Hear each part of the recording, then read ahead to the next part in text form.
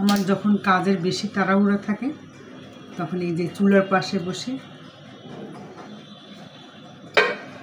আলাদা করে বসে খাওয়ার সময় থাকে না।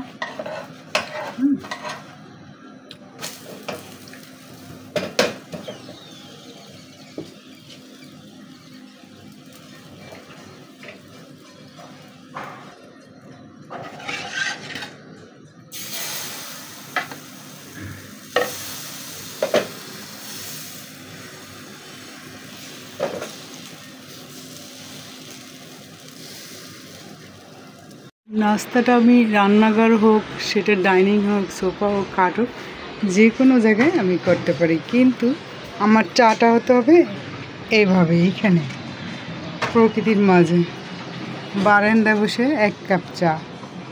একটু তো সময় বের করতেই হবে আমার।